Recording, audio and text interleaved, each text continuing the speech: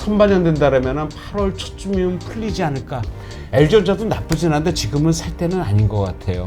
SDI는 기존의 IT 쪽으로 분류가 되지는 않겠지만은 아마 따로 좀 상승할 가능성이 있지 않나 좀 생각이 들어요. 그래서 따라가는 매매가 현재로서 맞다. 아니면은 현금을 들고 있어라. 그것도 아니면 삼성전자를 사라.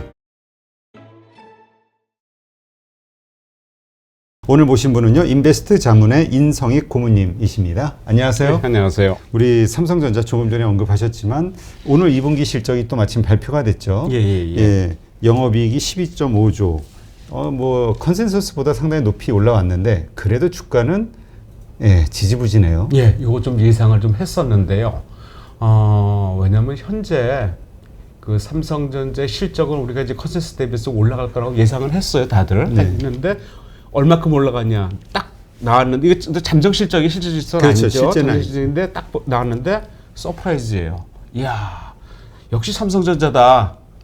이건 7만 전자, 8만 전자 아니라 10만 전자는 돼야 된다 했는데 이게 실적이 지금 12.5조가 나왔죠. 2분기 실적이. 네. IT 업계 실적은 2분기가 가장 안 좋습니다. 안 좋은데 12.5조나 나왔어요. 컨센서스 상단이 한 10조 9천억 정도로 지금 예상을 했어요. 네. 보통 10조 5천억 정도에서 10조 9천억 예상했는데 상단보다도 거의 한 15%나 위에 지금 형성돼서 잠정실적 발표됐어요.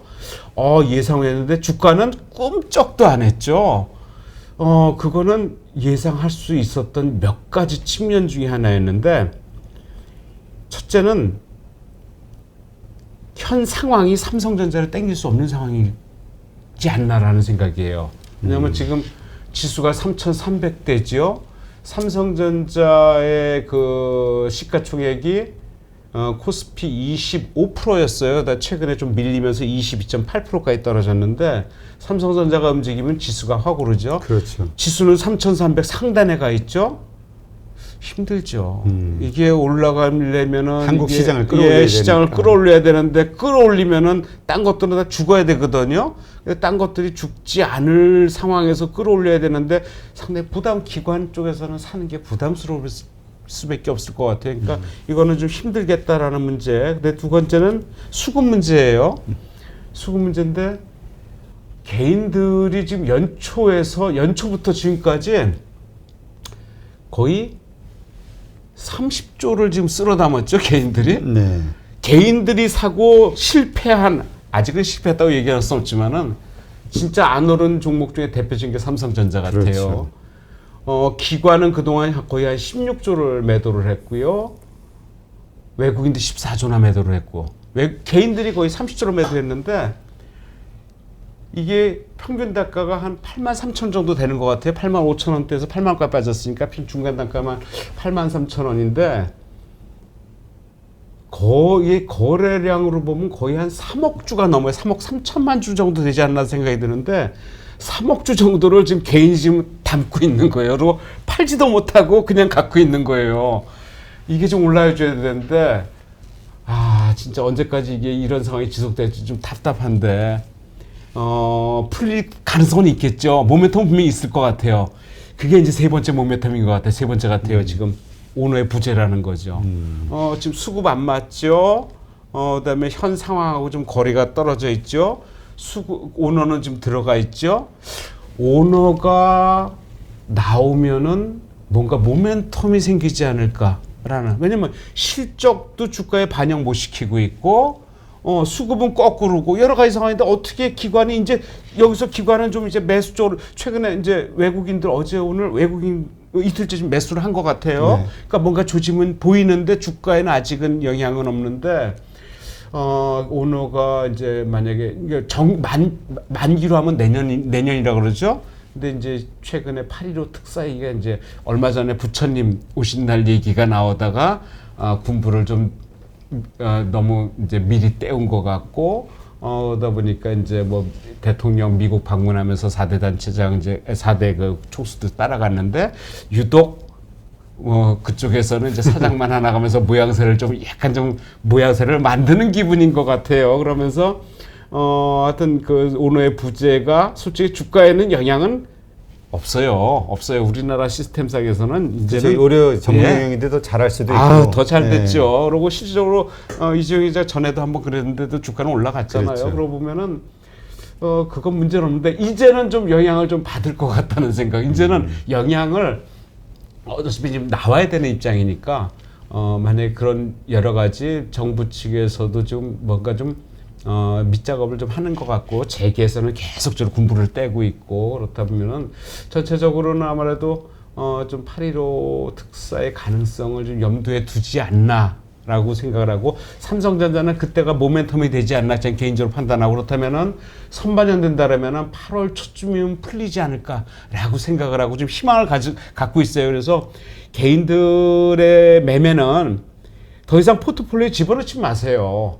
여기에 포트폴리오 여기서 그 추가로 올린다 그러면은 한 2주 정도는 더 고생을 해야 되거든요. 2주 동안 딴 쪽에서 먹을 수 있는 게 있다 그러면은 굳이 올릴 필요는 없다라는 생각이고 그냥 현금을 들고 가실 거면은 뭐 사셔도 관계는 없다고 저는 생각이 들어요. 현금이나 마찬가지죠. 지금 가격이나 2주 후 가격이나 저는 오르면 올랐지 빠지진 않을 거거든요. 그러니까 현금을 가지고 가실 거면은 사시고 그렇지 않고 딴 쪽에 좀 돌아갔다가 오실 상황이라면은 좀 한 2주 후에 8월 초쯤 늦어도 7월 7말 8초쯤 해서 시작하는 게 낫지 않겠나 생각이 듭니다. 네, 저는 그 지난 3분기 실적인가요? 그때 13조 얼마 나왔을 때 그때도 이렇게 실적 발표했을 때 서프라이즈였는데 이렇게 빠지고 이렇게 좀 한참을 그때 며칠을 갔는지는 제 기억이 안 나지만 그렇게 가다가 갑자기 이제 상승하기 시작했잖아요.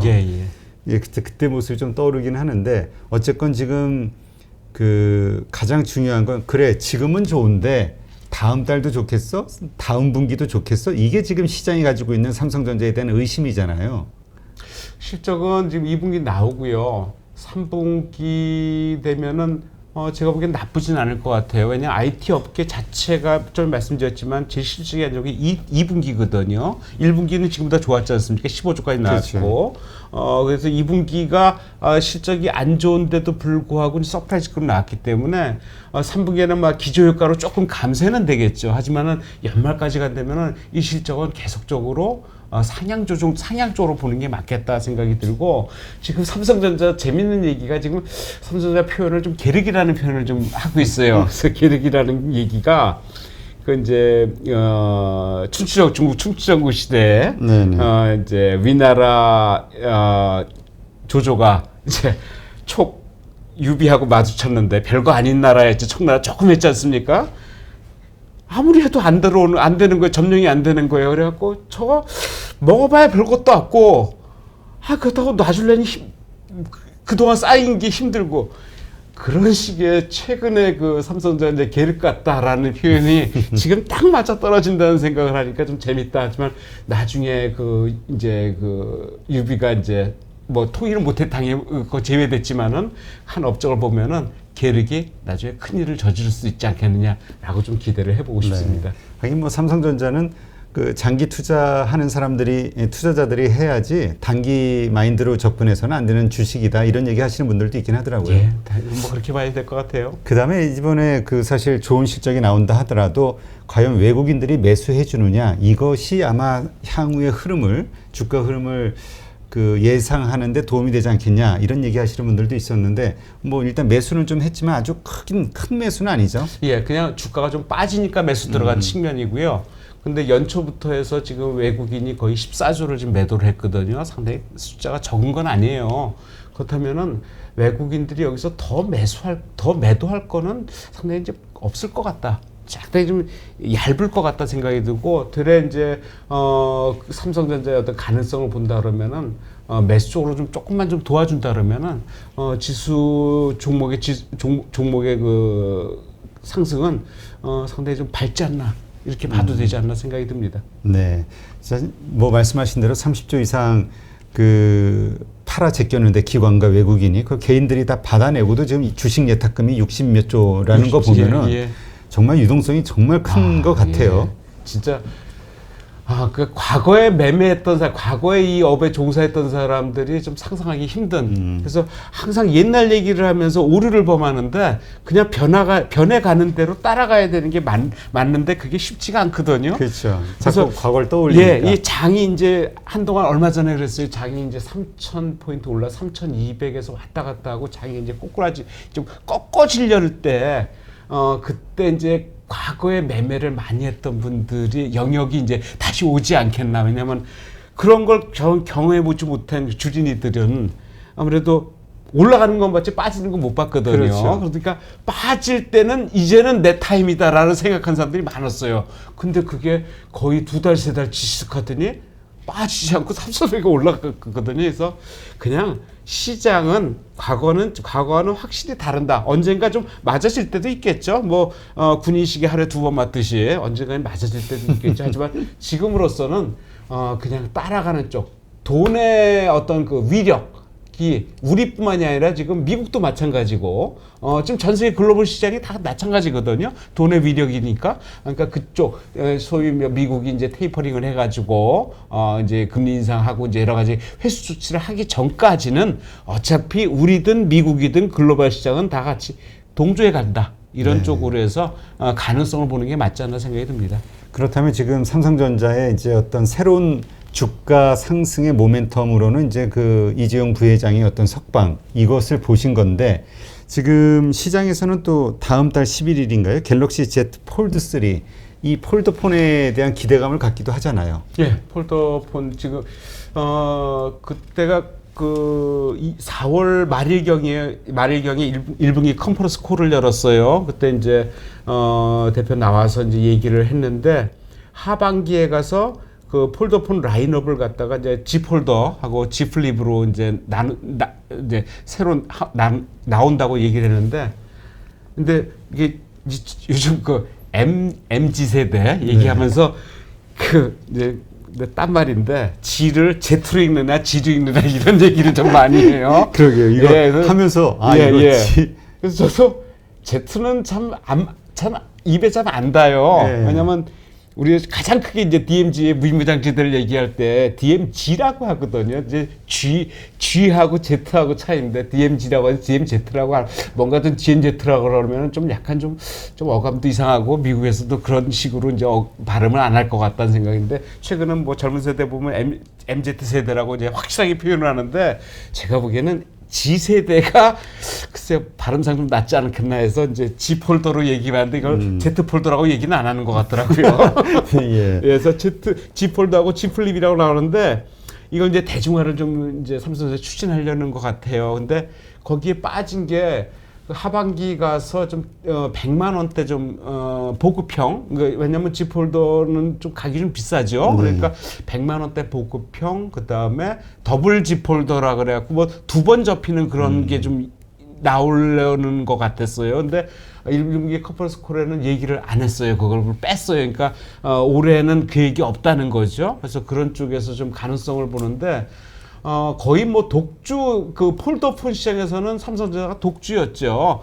전에 뭐 LG는 안 하고 있지만은 폴더폰 한번 내놨어요. 뭔가 모르게 이상한 폴더폰이 하나 나왔어요. 가운데 힌지가 뻔히 보이는 좀 이게 실험성이었는데 하여튼 그걸 이후에 지금 중국에서는 화웨이하고 샤오미 쪽에서 지금 아마 그쪽에 좀 나오는 것 같아요. 그래서 그쪽이 저가 공세로 가가지고 조금 고생을 하는데 아무래도 폴더폰은 좀 고가 하이엔드 사양이기 때문에 그렇죠. 그런 쪽의 실적은 계속 봐야 되지 않나 생각이 들고 이 삼성전자의 전체 실적 중에서 그 이 IM 사업부로 이제 통칭이 되는데 핸드폰 쪽에 1분기 실적이 4조 3,900억이 나왔어요. 실적이 아니면은 영업이익이 죄송합니다. 영업이익이 4조 3,900억이 나왔는데 1분기 영업이익이 삼성전자가 9조 3,800억이 나왔거든. 반을 차지해요. 그러니까 이 실적 이쪽 부분을 봤을 때는 아무래도 이쪽 반도체 쪽 당연히 좋고 가전 쪽도 있지만 핸드폰 쪽의 실적도 무시 못하고 거의 뭐 반 정도를 차지하기 때문에 현재로서는 어떤 그 핸드폰의 어떤 그 구매가 이제 거의 정점에 달았다. 그래서 새로 이제 신규 구매 쪽 게 좀 정점이 아니라는데 새로 이제 폴더폰으로 이제 대체하려고 노력을 하고 있고 어차피 또 그 LG전자가 이제 접으면서 그거에 대한 어떤 구매가 아이폰 아니면 삼성 쪽으로 갈라진다 그러면은 이쪽도 실적이 충분히 나올 것으로 판단이 되어서 크게 염려할 필요는 없겠다. 제가 뭐 애널리스트는 아니니까 그쪽에 정확한 수치는 모르겠지만은 그동안의 상황을 보면은 나쁠 것 같진 않다는 생각입니다. 네, 그렇군요. 하긴 그 샤오미하고 이쪽에서 중국에서 폴더블 폰을 만들면서 이제 가격 인하의 어떤 우려도 있지만은 시장이 그만큼 넓혀지는 거에 대한 긍정적 효과를 또 이야기하시는 분들도 있긴 하더라고요. 예. 하여튼 삼성전자 앞으로 주가 흐름이 어떻게 돼갈지 뭐 들고 계신 분들이 아주 애타게 기다리시겠지만 예, 한번 흐름을 잘 지켜봐야 될 것 같습니다.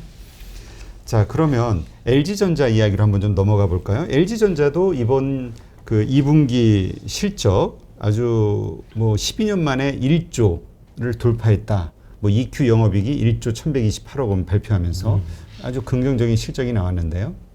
실적 잘 나왔더라고요.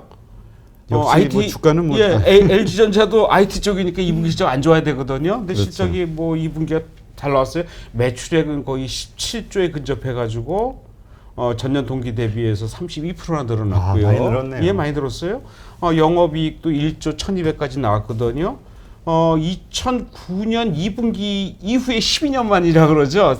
2분기 실적이 그렇게 나온 게 지금 12년 만에 기록이라고 나오는데 작년 그 동기 대비해선 거의 2배가 넘어요. 작년에 4,900억 정도 나왔었거든요. 근데 1조 1,200억 나왔으니까 2배고 1분기는 1조 5천억까지 나왔으니까 조금 떨어지긴 하죠. 하지만 실적이 이렇게 좋은데도 불구하고 주가는 오늘 끝무렵 가면 또 밀렸어요. 그래서 개인적으로는 LG전자도 나쁘진 않은데 지금은 살 때는 아닌 것 같아요. 어차피 삼성전자가 풀리고 IT의 대장주가 해결이 돼야 SK도 움직이고 LG전자도 움직이고 관련주들이 움직이고 어떤 반도체 주변주들이나 5G까지 움직이지 현재로서는 아무리 실적 가지고 지금 밀어붙이려도 지금 상황은 아닌 것 같다라는 생각이고 이게 풀려야지 어차피 딴 것도 저변으로 확대를 된다는 개념이라면은 실적은 분명히 나중에 분명히 보상을 받을 수밖에 없어요. 네. 근데 지금은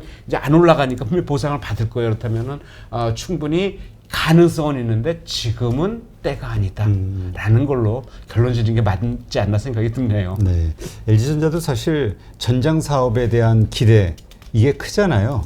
그렇죠. 예. 그래서 이쪽의 실적이 어떻게 늘어나는지 지켜봐야 된다. 뭐 삼성전자는 사실 그 비메모리 쪽 파운드리와 관련된 이쪽의 매출 실적을 좀 봐야 된다 이런 얘기가 있었는데 하여튼 지금은 매수보다는 좀 그러니까 결국 삼성전자가 움직일 때 LG도 움직일 것이다 이렇게 보는 게 맞는 거군요. 그렇게 맞을 것 같아요. 그렇게 아무래도 뭐 실적 다 나왔는데도 안 움직이는 거면 뭔가 모멘텀이 생겨야 되는데 특별한 모멘텀이 없거든요. 아까 어떤 신문 보니까 역시 뉴스에 소문에 사고 뉴스에 팔아라 그게 맞는다 뭐 이런 기사가 올라온 걸 봤는데 예, 오늘 뭐 이 실적 발표를 보면서 이제 매도하시는 분들이 느는 것 같다는 생각도 좀 들고요. 자, 하여튼 주식시장은 참 알 수가 없습니다. 그래서 공부를 많이 해야 되는데, 자, K배터리 전략 내일 발표한다. 뭐 현재까지 나온 내용이 있나요? 일단 내일 그 K 뭐 3사 이제 얘기가 좀 나오고 있는데, 글쎄 지금 업계에선 요구하는 건 있어요. 업계에서는 그 정부 정책이나 아니면 해외 수주 관련해 가지고 그 합작 법인 설립하는 얘기가 좀 나올 것 같아요. 근데 정부 정책에 대해서 지금 업계가 요구하는 거는 한 두 가지 같아요. 하나는 인재 육성하고 그다음에 연구개발 R&D 쪽에 투자를 하는 거 하고 그다음에 정부 쪽에 강하게 하는 게 이제 세제 혜택인 것 같아요. 네. 아무래도 이 세제 혜택을 좀 정부에서 도와줘야지 뭐 기업에서 인재도 육성하고 R&D도 투자하고 그럴 텐데. 현재 세제는 2차 전지 관련해서 세제가 없진 않아 있어요. 지금 신성장 그 원천 기술로 지금 2차 전지가 분류돼 있어가지고 R&D 부분에서는 30% 정도, 그 다음에 설비 투자에서는 3% 정도 지금 세제 혜택을 주고 있거든요. 근데 이걸 업계에서 좀 확대해 달라는 거예요. 좀 무리한 요구는 맞아요. 무리한 요구는 맞는 것 같은데 지금 상황이 그러니까 뭐 정부로서는 안 해줄 수도 없고. 상황이라는 건 어떤 상황을 생각하시는 건가요? 아무래도 뭐 코로나 관련해 갖고 여러 가지 억제, 내년 대선 다 연결돼 있지 않을까요? 그러니까 뭔가 좀 더 고용을 늘리고 매출을 늘리게끔 해주기 위해서 필요한 거. 필요한 거. 그리고 또 여러 가지 뭐 하면은 업계에서는 좀 강하게 요구하고 있고 정부에서는 아무래도 이거 상황을 들어주면 결국은 이제 정부 쪽에서는 이제 법인세가 줄어드니까 세금이 그러니까 받아들이는 수익이 줄어드니까 이제 그게 이제 문제인 거죠. 그런데 그렇죠. 그 정도는 뭐 감내하면서라도 어차피 지금 인재 육성 차원이나 R&D 차원에서는 계속 좀 밀어주는 쪽으로. 왜냐하면 바이오 쪽 같은 거 패스트트랙하면서 많이 밀어줬거든요. 그래서 그런 쪽까지 거의 뭐 이제 맞춰줘야 되기 때문에 아마 좀 해줄 쪽이 좀 있지 않을까라는 생각을 하는데 글쎄요 지금 삼성 SDI 같은 경우에 지금 나오는 얘기는 지금 우리 이제 요거하고 문제가 이제 다르지만은 우리는 내일 이제 K 배터리 관련해서 이제 얘기가 나오는데 미국은 그러니까 오늘 밤 새벽이게 되겠죠. 그 스텔란티스라는 회사가 있어요. 이게 좀 생소한 이름이긴 한데 과거에 피아트, 푸조, 그다음에 크라이슬러 거기에다가 시트로엔까지 네 개 회사가 합친 회사예요. 하나 회사로 만들었죠. 그런데 업계 그 글로벌 완성차 업체에서는 4위 정도 유지를 하고 있고 한 9% 정도 글로벌 어떤 이제 완성차 지위를 갖고 있는데 이 회사가 내일 얘네들도 이제 데이를 열어요. 배터리 데이 얘기 나오는데 얘네가 지금 이제 우리가 이제 얘네 그 컨퍼런스에 관심을 갖고 있는 이유는 이제 우리 SDI, 삼성 SDI하고 합작 얘기가 좀 나오지 않을까 좀 기대를 하는 것 같아요. 예, 뭐죠? 각형 배터리. 예, 나오는 것 같아요. 왜냐하면 우리나라가 이제 그 2차전지 사업이 그 LG 에너지 솔루션이 가장 크고요. 그다음에 SK 이노베이션이 크고 이제 3위가 이제 SDI 아닙니까? 근데 LG는 이제 포드인가 GM하고 연결돼 있죠. GM하고 연결돼 있고. 그다음에 SK는 이제 포드랑 연결돼 있고 합작사랑 연결돼 있는데 지금 SDI만 없거든요. 그래서 가능성을 좀 점치는 것 같아요. 그래서 만약에 그런 게 된다 그러면은 아마 SDI는 기존의 IT 쪽으로 분류가 되지는 않겠지만은 아마 따로 좀 상승할 가능성이 있지 않나 좀 생각이 들어요. 그래서 그런 쪽에 아마 좀 관심을 갖고 또 하나가 지금 이쪽에 그 폐배터리 사업 ESS라고 하는 거. 그쪽에 좀 관심을 좀 많이 갖고 있거든. 정부에서 좀 지원을 좀 진짜 해주고 있고. 근데 이쪽에 지금 시장이 상당히 큰 것 같아요. 이쪽의 시장이 과거에 한 작년 19년도에 한 1조 한 6천억 정도였다 그러는데 한 2030년까지 뭐 2020년도는 따로 자료가 이제 19년도로 대치해서 안 나오기 때문에 2030년도까지 예상한 게 거의 이쪽이 한 20조까지도 지금 한 1조 한 6천억인데 20배 좀 안 되겠지만 한 15배 정도 20조까지 지금 확장하려고 지금 얘기가 나오고 있고 이게 2050년도까지면 60조라는 얘기가 있어. 60조 600조라는 얘기가 있어요. 뭐 그때까지 살아봐야 그 확인을 하겠지만은 하여튼 이거는 어차피 지금 가는 쪽이고 전기차는 가는 쪽이고 배터리의 보통 수명을 보통 10년 길게 10년 짧게 6년까지 보고 있거든요. 그렇다면은 지금 앞으로 지금 20년, 21년, 2050년까지 30년이면 한 2번, 3번 바뀌어야 된다는 소리예요. 그렇다면은 그거에 대한 시장은 엄청 커질 거고 그냥 버릴 수는 없지 않습니까? 그렇죠. 그러니까 그거에 재생 관련해서 미국 업체들이 지금 활발하게 움직이고 있지. 우리는 거기에 연결시키려고 그러고 그 ES 시장이 상당히 커질라 그러는데 ESS 시장이 커지려면은 아무래도 그거에 대한 어떤 그 기존 폐배터리를 말할 수 없잖아요. 재활용하는 거니까. 그렇죠. 재활용이죠. 그거에 대한 어떤 성능을 향상시키고 어디 완전히 죽을 때까지는 써먹을 수 있는 그런 어떤 그 기술적인 문제도 있어야 되고 여러 가지 상황들에서 그전 쪽으로 간다라면 삼성 SDI는 새로운 실적 모멘텀을 만들 수도 있겠다라는 쪽에서 전혀 현재로서는 그냥 놔둘지 않고 어차피 계속 봐야 되는 이쪽 배터리 쪽은 계속 봐야 되는 쪽은 아닌가 생각이 드는데 지금 최근에 기사 나온 것 중에 그 충전기 얘기가 좀 나왔는데 충전 단가를 높인다는 얘기. 그래서 조금 좀 걸려요. 왜냐면 충전 단가 이게 뭐 좀 하려 그러면은 올리고 하려 그러면 올리고 그래가지고 좀 상심을 많이 하시는 것 같아요. 그래서 전에는 뭐 디젤 관련해서 이제 가격이 싸니까 SUV가 엄청나게 지금 팔리다가 거의 뭐 이제 올라가고 또 지금 글로벌적으로는 디젤주를 상당히 올린다는 거의 뭐 휘발유 가격 맞춘다는 얘기가 또 있어요. 그렇죠. 그래갖고 약간 걱정이 되는데 지금 이 전기차 관련해서 충전료도 30%를 좀 올린다는 얘기가 또 나오죠. 그러니까 좀 또 뭐 보조금도 뭐 다 떨어졌다는 얘기 나오고 지금 신청을 하면은 뭐 6개월 후에나 받는다는 얘기. 그때 돼서 보조금이 남아 있으면 지급을 하고 없으면은 제 돈 주고 다 사야 되는데 그때 살 사람이 얼마나 되겠냐, 보조금을 살 사람들 얼마나 되겠냐 따지면은 별로 그렇게 재미는 없을 것 같다. 그쪽에서는 생각이 드는데 어차피 이런 쪽에서는 관련주들은 아무래도 좀 미래를 봐야 되니까 지금 당장 그런 좋고 안 좋고 소식을 떠나서 좀 향후를 먹고 살자 이런 생각이 드네요. 지금 어차피 삼성 SDI를 제외하고는 다 아까 말씀하셨듯이 미국 쪽에 이제 과감한 대형 투자들을 하고 있는 거고요. 제휴를 맺으면서 이게 이제 결국 그 정부에서 그 고민하는 것도 이런 것들이 생존을 위해서 어쩔 수 없다라는 건 알지만 이게 일자리가 바깥으로 나가는 거잖아요. 이런 것들 때문에 국내에도 뭔가 그 인력을 고용을 늘릴 수밖에 없는 어떤 환경, 정책들을 내놓지 않을까? 지원책들을 아마 이런 기대도 있는 것 같은데요. 시장에서는. 글로벌적으로 가장 문제되는 게 지금 소위 디지털세라는 얘기 나오지 않습니까? 그러니까 자국 내에서 벌어들인 거를 세금을 내라는 거죠.